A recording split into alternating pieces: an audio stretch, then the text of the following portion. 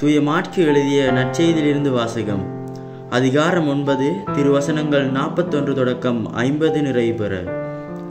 அக்காலத்தில் இயேசு தம் சீடருக்கு கூறியது: நீங்கள் கிறிஸ்துவை சான்றவர்கள் என்பதால் உங்களுக்கு ஒரு கிண்ணம் தண்ணீர் கொடுப்பவர் கைமாறு பெறாமல் போகார் என உறுதியாக உங்களுக்கு சொல்கிறேன்.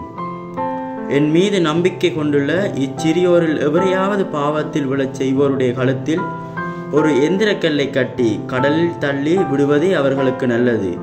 உங்கள் கை உங்களை பாவத்தில் விழச் செய்தால் அதை வெட்டி விடுங்கள். நீங்கள் இரு கையுடையவராய் அணையாத நெருப்புள்ள நரகத்தில் தள்ளப்படுவதை விட கை ஊனமுட்டவராய் நிலைவாழ்வில் புகழ்வது உங்களுக்கு நல்லது. உங்கள் கால்கள் உங்களை பாவத்தில் விழச் செய்தால் அதை வெட்டிவிடுங்கள். நீங்கள் இரு காலுடையவராய் நரகத்தில் தள்ளப்படுவதை விட கால் ஊனமற்றவராய் வாழ்வில் புகுவது உங்களுக்கு நல்லது. உங்கள் கண் உங்களை பாவத்தில் விழச் செய்தால் அதை பிடுங்கி எறிந்து விடுங்கள்.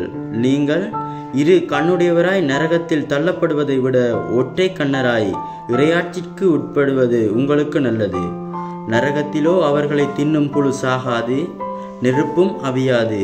ஏனெனில் பழிப்பொருள் உப்பால் தூய்மையாக்கப்படுவது போல் ஒவ்வொருவரும் நெருப்பால் தூய்மையாக்கப்படுவர்.